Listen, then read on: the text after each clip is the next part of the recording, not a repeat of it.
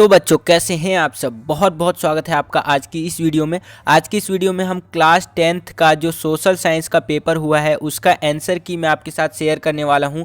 सारे के सारे क्वेश्चंस के आंसर मैं बताऊंगा। ये जो पेपर हुआ है आपका सेट 4 होने वाला है, तो दिल थाम कर बैठ जाइए और चेक कीजिए कि आपने कितने में से कितने क्वेश्चन सही किए। यानी कि 60 क्वेश्चन टोटल आया था, उसमें से आपने कितने क्वेश्चन सही किए हैं वो आप देख लीजिए अपना, ठीक है, ताकि आपको एक मोटा मोटा आइडिया लग जाए कि आपने कितने अच्छे पेपर किया है।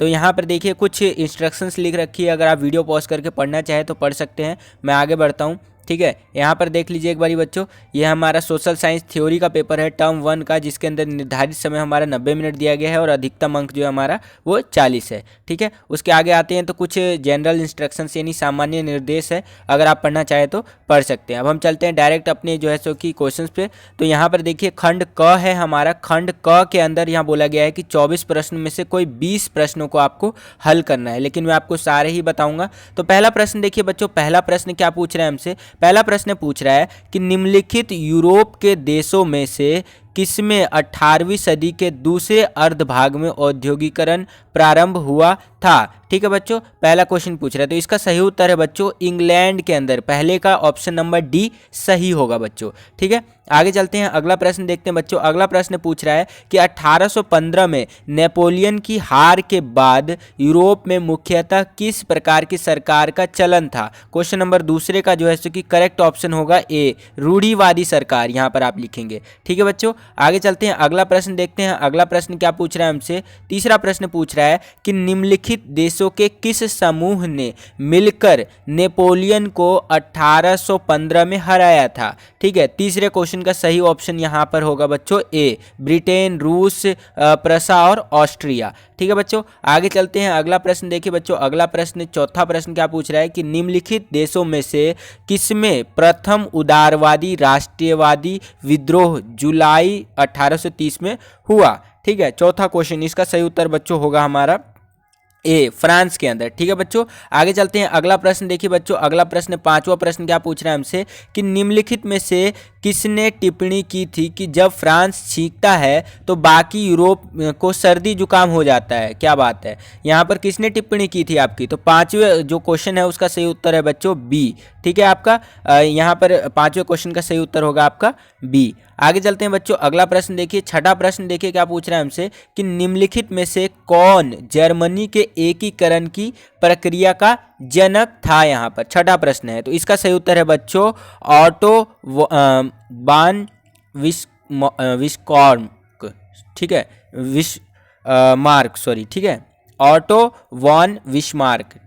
आई होप कि ये क्वेश्चन भी आपको समझ में आ गया होगा। आगे चलते हैं बच्चों, अगला प्रश्न देखिए, ये हमारा इंग्लिश मीडियम का है। तो ये क्वेश्चन पेपर का लिंक जो है सो कि आपको डिस्क्रिप्शन में मिल जाए, डिस्क्रिप्शन कह रहा हूँ, आपको टेलीग्राम ग्रुप में मिल जाएगा। तो टेलीग्राम ग्रुप ज्वाइन नहीं किया तो डिस्क्रिप्शन में उसका लिंक है, क्या कर रहे हैं आप, जल्दी से जल्दी ज्वाइन हो जाइए, ठीक है। आगे चलते हैं, अगला प्रश्न देखिए बच्चों। अगला प्रश्न, सातवां प्रश्न जो है सो कि क्या पूछ रहा है हमसे कि 1830 के दशक में निम्नलिखित में से किसने एकीकृत इतालवी गणराज्य के लिए सुविचारित कार्यक्रम प्रस्तुत करने की कोशिश की थी। सातवां प्रश्न, तो इसका सही उत्तर है बच्चों यहाँ पर सी, सातवें का सही ऑप्शन है सी आपका, न्यूशेप मैसिनी ने, ठीक है, ये है आपका। आगे चलते हैं, अगला प्रश्न देखिए। अगला प्रश्न है आठवां प्रश्न कि निम्नलिखित राज्यों में से किसमें अति चराई भूमि निम्नीकरण का मुख्य कारण है। आठवां प्रश्न, तो इसका सही उत्तर है बच्चों ए, महाराष्ट्र के अंदर, ठीक है। आगे इस वीडियो को लाइक कर दीजिए बच्चों, हम इतनी मेहनत करें आपके लिए वीडियो बना रहे हैं, तो इस वीडियो को लाइक कीजिए, अपने सभी दोस्तों के साथ शेयर कीजिए, ठीक है। आगे चलते हैं, नौवां प्रश्न देखिए, उस मृदा की पहचान कीजिए जिसका रंग लाल से भूरा होता है और उसकी प्रकृति लवणीय होती है, ठीक है। नौवां प्रश्न है, तो इसका सही उत्तर है बच्चों सी, मरुस्थलीय मृदा का जो है सो कि रंग लाल से भूरा होता है और उसकी प्रकृति जो होती है वो लवणीय होती है, ठीक है। आगे चलते हैं, 10वां प्रश्न देखिए कि निम्नलिखित शक्तियों में से कौन सी मैदानों में सर्वाधिक मृदा अपरदन बढ़ाती है। तो इसका सही उत्तर है सी, 10वें का सही ऑप्शन है आपका सी, बहती जल, ठीक है।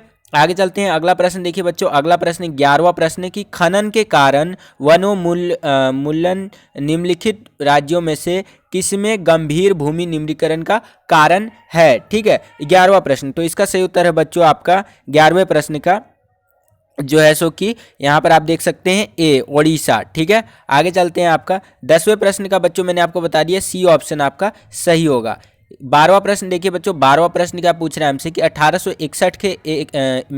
1861 में एकीकृत इटली का राजा निम्नलिखित में से किसको घोषित किया गया। 12वां प्रश्न है आपका ये। तो 12वें प्रश्न का जो सही उत्तर होगा बच्चों वो होगा आपका बी। ठीक है, क्विटर इमैनुएल दूसरा। ठीक है, ये है आपका 12वें का सही उत्तर, यानी कि 12वें का बी ऑप्शन सही होगा आपका। 13वां प्रश्न देखिए बच्चों कि निम्नलिखित विषय में से कौन सा संघ सूची में शामिल है। 13वां प्रश्न, तो इसका सही उत्तर है बच्चों ए संचार, यानी कि कम्युनिकेशन। आगे चलते हैं, अगला प्रश्न देखिए बच्चों, अगला प्रश्न है 14वां प्रश्न कि निम्नलिखित तत्वों में से कौन सा बेल्जियम मॉडल में शामिल नहीं है। ठीक है, 14वां प्रश्न, 14वें प्रश्न का सही उत्तर है बच्चों डी। यहाँ पर आप देख सकते हैं डी ऑप्शन है, यह एक सामुदायिक सरकार है जिसके पास विशेष प्रशासनिक शक्तियां है। ठीक है बच्चों, 14वें का डी सही होगा। आगे चलते हैं, अगला प्रश्न देखिए बच्चों 14वां, ये इंग्लिश मीडियम में है, तो अगर आप पढ़ना चाहें तो पढ़ सकते हैं।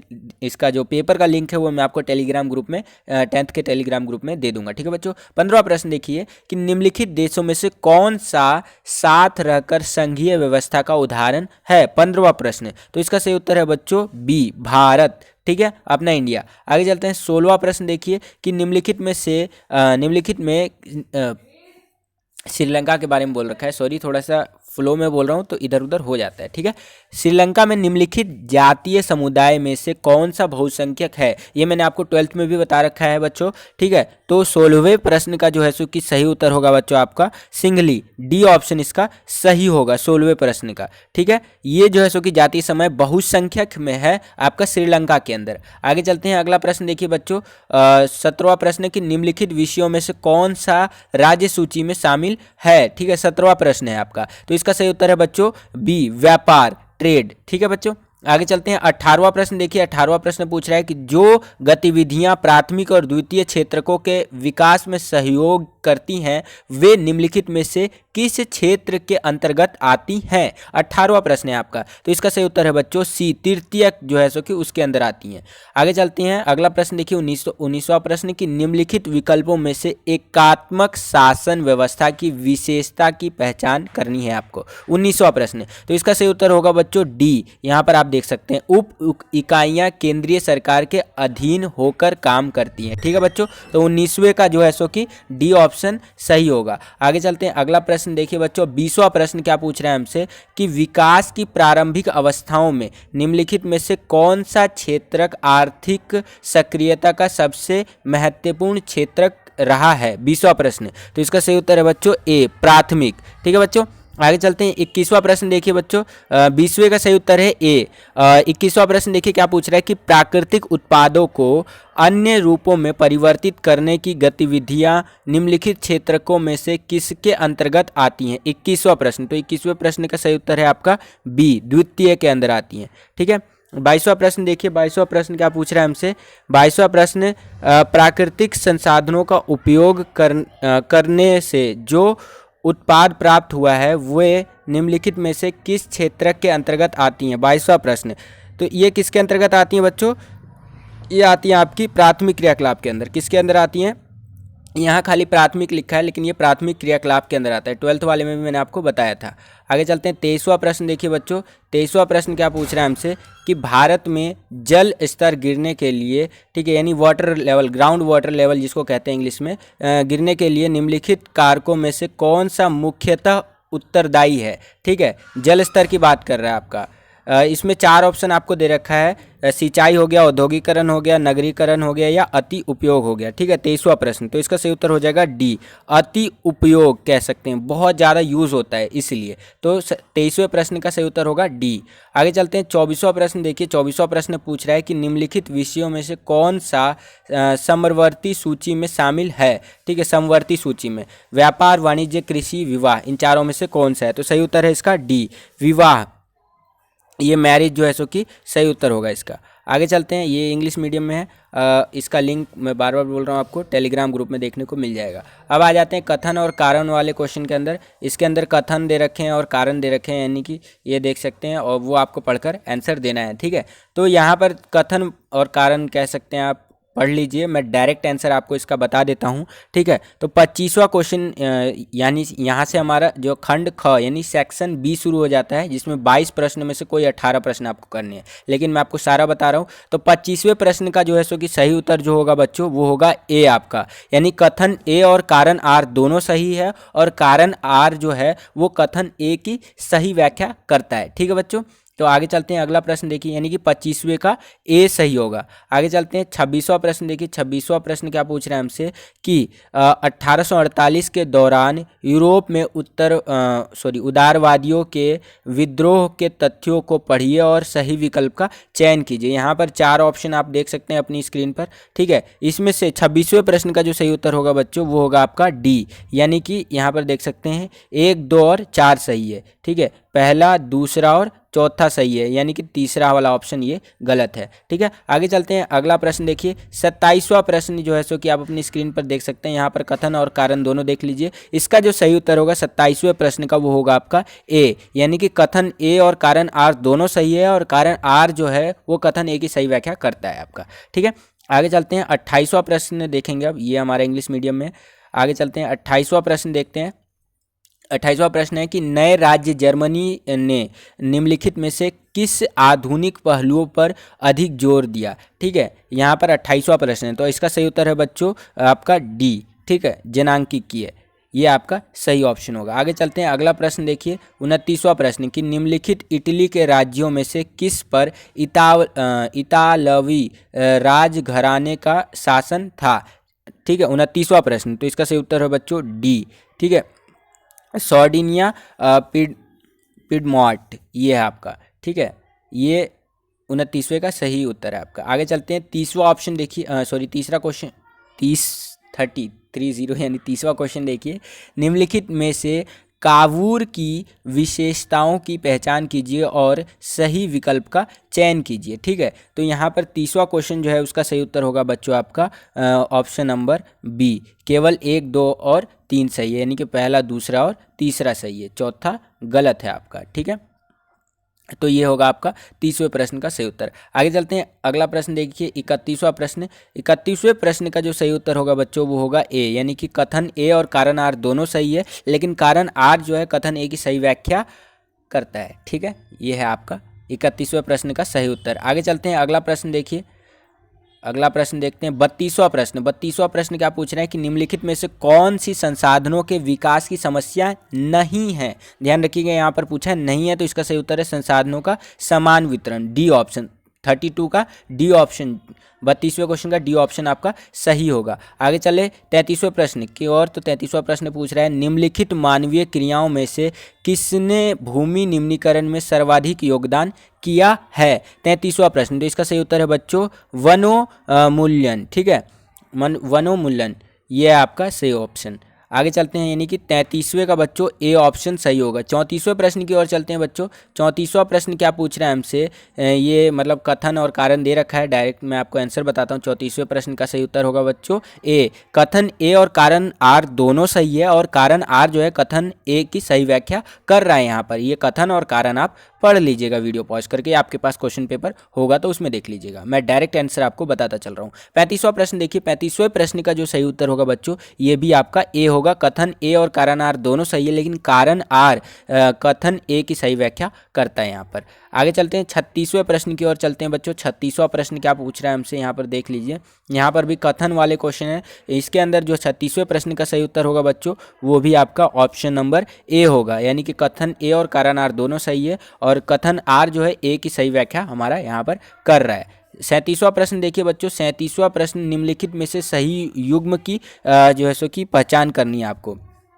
37वां प्रश्न, ठीक है, तो यहाँ पर देखिए ये सही युग्म की पहचान करनी है, तो 37वें का डी ऑप्शन अर्जेंटीना और संघीय, ये डी ऑप्शन आप यहाँ पर सही लिखेंगे। ठीक है, ये है आपका 37वें प्रश्न का। 38वें प्रश्न की ओर चलते हैं। 38वां प्रश्न क्या पूछ रहा है हमसे, 38वें प्रश्न में भी कथन और कारण दे रखा है, तो इसका जो सही उत्तर होगा ये भी ऑप्शन ए होगा। कथन ए जो है कारण आर की सही व्याख्या है, और कारण आर जो है ए को सही व्याख्या कर रहा है, मतलब दोनों सही है। कहने का मतलब ये कथन ए कारण आर दोनों सही है और इसकी सही व्याख्या यहाँ पर हो रही है, जो है सो कि आप यहाँ पर देख सकते हैं। 39वां प्रश्न देखिए क्या पूछ रहा है, ये आधुनिक लोकतांत्रिक व्यवस्थाओं में सत्ता की क्षैतिज साझेदारी के रूप में कह लीजिए रूप की निम्नलिखित में से पहचान कीजिए। यहाँ पर पहचान करना है आपको। 39 क्वेश्चन है हमारा, इसका सही उत्तर है ए शासन सरकार के विभिन्न अंगों में। ठीक है, 39 हो गया आपका। आगे चलते हैं, अगला प्रश्न देखिए बच्चों। 40वां प्रश्न क्या पूछ रहा है हमसे, इसमें मिलान करना है आपको। ठीक है, तो 40वें प्रश्न का सही उत्तर होगा बच्चों ये सी वाला, यहाँ पर आप देख सकते हैं। ठीक है, अब मिलान आप कर लीजिए खुद ही, मैंने आपको आंसर बता दिया। तो आगे चलते हैं, 41वां प्रश्न देखिए कि निम्नलिखित देशों में से उसकी पहचान कीजिए जो साथ आकर संघ बनाने का उदाहरण है। ठीक है, 41वां प्रश्न, तो इसका सही उत्तर है बच्चों संयुक्त राज्य अमेरिका। यही 50 जो है सो कि एक तरह से राज्यों का संघ है इस तरह से, तो अमेरिका बनता है। ये एक मतलब उसके कह सकते हैं एक पत्र के थ्रू कॉन्ट्रैक्ट बेस पे जुड़े हुए हैं, कभी भी टूट कर अमेरिका अलग हो सकता है, लेकिन भारत जो है वो एक यूनियन है। खैर आगे चलते हैं, 42वां प्रश्न देखिए। 42वां प्रश्न में निम्नलिखित में से कौन सा सरकार का अभिन्न अंग नहीं है? 42वां प्रश्न है, इसका सही उत्तर है बच्चों ए प्रधानमंत्री का कार्यालय जो है सरकार का अभिन्न अंग नहीं है बच्चों। ठीक है, 43वां प्रश्न भी कथन और कारण वाला है, इसका सही उत्तर है बच्चों 43 का ये होगा ए। कथन ए और कारण आर दोनों सही है और कारण आर जो है जो कथन ए की सही व्याख्या करता है आपका। आगे चलते हैं, 44वां प्रश्न देखिए। 44वां प्रश्न पूछ रहा है हमसे कि मान लीजिए कि आपके क्षेत्र में 4 परिवार है, इन परिवारों की प्रति व्यक्ति औसत आय जो है 10,000 है, 10,000 रुपये। ठीक है, यदि 3 परिवार की आय क्रमशः 6,000, 8,000 और 14,000 रुपये है तो चौथे परिवार की आय क्या होगी? आपको 44वें प्रश्न का उत्तर बताना है। तो सिंपल सा है इसका बच्चों 12,000 रुपये होगी। ठीक है, तो 44वें प्रश्न का सही उत्तर है आपका सी ऑप्शन। 45वां प्रश्न देखिए। 45वां प्रश्न क्या पूछ रहा है हमसे कि भारत में निम्नलिखित क्षेत्रकों में से कौन सा सकल घरेलू उत्पाद यानी जीडीपी में सर्वाधिक हिस्सेदारी दिखाता है? जीडीपी के अंदर सबसे ज़्यादा हिस्सेदारी कौन दिखाता है भारत के अंदर? ठीक है, तो इसका सही उत्तर है बच्चों तृतीय क्रियाकलाप। आगे चलते हैं, अगला प्रश्न देखिए बच्चों। 46वां प्रश्न क्या पूछ रहा है कि भारत में 2017 से 18 में निम्नलिखित क्षेत्र को में से कौन सा रोजगार में सबसे अधिक हिस्सेदारी दर्शाता है? 46वां प्रश्न, तो इसका सही उत्तर है बच्चों प्राथमिक क्रियाकलाप। ठीक है, आगे चलते हैं, अगला प्रश्न देखिए बच्चों। अगला प्रश्न यहाँ पर अब आ जाते हैं हम लोग किस पे, खंड ग यानी सेक्शन सी के ऊपर। इस खंड के अंदर ए और बी है, मतलब इस खंड के अंदर 2 केस है ए और बी, और इस खंड में कुल 12 प्रश्न है जिसमें से आपको 5 प्रश्न करने हैं प्रत्येक केस में से।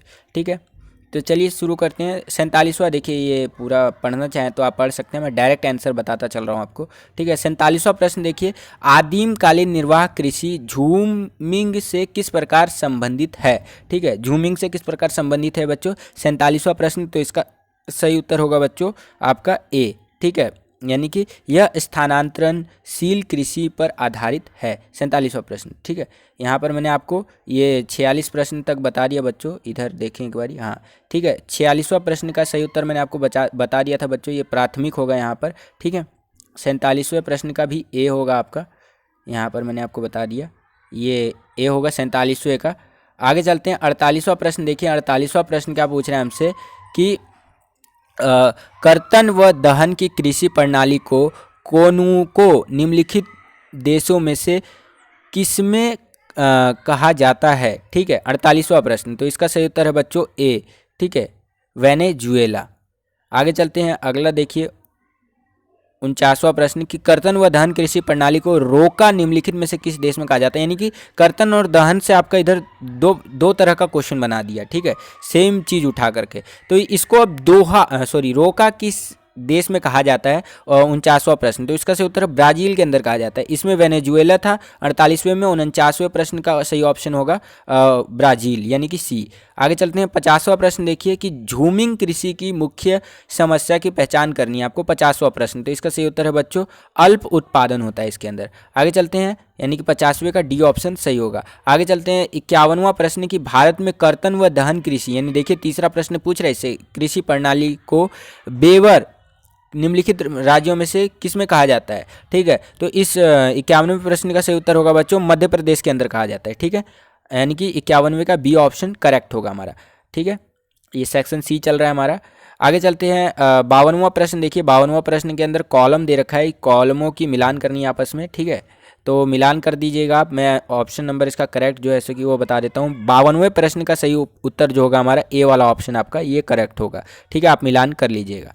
आगे चलते हैं, यहाँ पर देखिए ये कुछ दे रखा है पढ़ने के लिए, तो आप अगर इनको पढ़ना चाहिए मतलब पढ़ना चाहते हैं तो पढ़ सकते हैं। वीडियो को पॉज करके या क्वेश्चन पेपर होगा आपके पास, मैं डायरेक्ट आंसर इसका आपको बता देता हूँ। 53वां प्रश्न देखिए कि निम्नलिखित आर्थिक क्षेत्रकों में से लक्ष्मी किससे संबंधित है। 53वां प्रश्न है 53, इसका सही उत्तर है बच्चों प्राथमिक से। आगे चलते हैं 54वां प्रश्न कि लक्ष्मी निम्नलिखित में से किस किसान वर्ग में आती है। 54वां प्रश्न का सही उत्तर है बच्चों ये सी है, सीमांत के अंदर। आगे चलते हैं 55वां प्रश्न देखिए कि निम्नलिखित क्षेत्रकों में से किसमें सर्वाधिक अल्प बेरोजगारी पाई जाती है, ठीक है। 55वां प्रश्न, तो इसका सही उत्तर है बच्चों आप यहाँ पर देख सकते हैं कृषि के अंदर, ठीक है।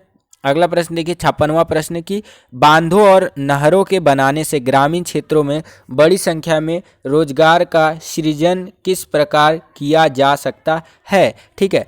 56वां प्रश्न, तो इसका सही उत्तर है बच्चों सी ऑप्शन, बड़ी संख्या में अकुशल श्रमिकों का समायोजन, ठीक है। ये आप लिख देते हैं। आगे चलते हैं, अगला प्रश्न देखिए बच्चों, अगला प्रश्न 57वां प्रश्न। तो 57वें प्रश्न में देखिए क्या पूछ रहा है कि कृषि क्षेत्र में सिंचाई सुविधाएं बढ़ाने का निम्नलिखित में से कौन सा मुख्य परिणाम है, ठीक है। 57वां प्रश्न, तो इसका सही उत्तर है बच्चों ए उत्पादन में वृद्धि। 57वें प्रश्न का ऑप्शन नंबर ए हमारा करेक्ट ऑप्शन होगा। आगे चलते हैं 58वां प्रश्न की निम्नलिखित सिंचाई के साधनों में से कौन सा सामान्यतः सार्वजनिक क्षेत्र के अंतर्गत आता है। 58वां प्रश्न, तो इसका सही उत्तर है बच्चों नहर, यानी कि 58वें का डी ऑप्शन हमारा करेक्ट होगा। आगे चलते हैं खंड घ यानी कि सेक्शन डी के ऊपर आ गए हैं, जिसके अंदर मेनली 2 क्वेश्चन दे रखे हैं आपको। ये मैप वाला है क्वेश्चन, ठीक है। तो 59 यानी 59वां प्रश्न क्या पूछ रहा है कि भारत की राजनीतिक रेखा मानचित्र यानी कि जो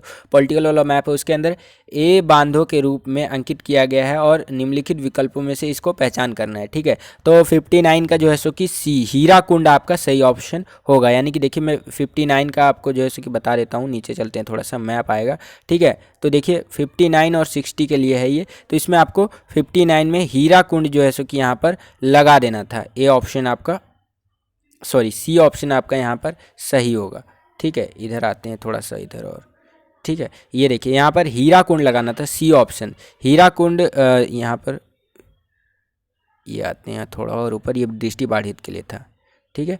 ये हीराकुंड बांध जो है सो कि इसके ऊपर यहाँ पर आपको लगाना था, सी ऑप्शन। उसके बाद देखिए इधर आते हैं 60वें में, तो यहाँ पर बोल रहा है कि जूट उत्पादन राज्य के रूप में अंकित किया गया है, तो वो आपको बताना है। तो 60वें प्रश्न का ए ऑप्शन सही होगा, पश्चिम बंगाल, ठीक है। तो वही मैप में आपको दर्शाना था बेसिकली, ठीक है। तो बंगाल और हीराकुंड आप यहाँ पर दर्शा सकते थे, ठीक है। तो ये चीज़ आपका हो जाता है। तो बस बच्चों यही था आपका, ये पॉलिटिकल का मैप था यहाँ पर। तो यही था आपका ये क्वेश्चन पेपर का सॉल्यूशन वाला वीडियो, ठीक है। और आई होप कि आपको ये वीडियो पसंद आया होगा बच्चों। अगर आपको ये वीडियो पसंद आया तो लाइक कीजिए इस वीडियो को और सभी दोस्तों के साथ शेयर जरूर कर दीजिएगा। और हाँ बच्चों, एक चीज़ मैं यहाँ पर और ऐड कर देना चाहूँगा, ये मैंने नहीं बोला स्टार्टिंग में, वीडियो के स्टार्टिंग में। ये जो भी आंसर की मैंने बनाया है वो मैंने जो भी मेरा एक्सपीरियंस रहा है, ठीक है, उसके आधार पर बनाया है। CBSE ने कोई मेरे को आंसर की नहीं दिया है, ठीक है। तो हो सकता है एक आध ऑप्शंस गलत भी हो सकते हैं, ठीक है। तो उसको अगर आपके पास ज़्यादा दिमाग है तो उसको सही कर दीजिएगा कमेंट बॉक्स में। न केवल ये कमेंट करने की सर ये ऑप्शन गलत है, बल्कि आप ये कमेंट कीजिएगा कि सर इसका ये ऑप्शन सही होगा, ठीक है। बल्कि मेरे को तो लगता है 99% जो मैंने बताया वो सही होना चाहिए, ठीक है। तो आई होप कि आपकी वीडियो पसंद आया होगा। इस जो क्वेश्चन पेपर है उसका लिंक और जो है सो कि आंसर की का लिंक जो है आपको टेलीग्राम ग्रुप में देखने को मिल जाएगा, तो वहाँ जा करके आप डाउनलोड कर सकते हैं। तो बस बच्चों, मिलता हूँ आपसे अगली वीडियो में, तब तक के लिए खुश रहिए। और अगर आप हमारे चैनल पर नए आ गए हैं तो सब्सक्राइब कर लीजिएगा, बेल आइकन भी जरूर प्रेस करके ऑल पे क्लिक कर दीजिएगा। मिलता हूँ आपसे अगली वीडियो में, तब तक के लिए खुश रहिए सभी को। जय हिंद, वंदे मातरम।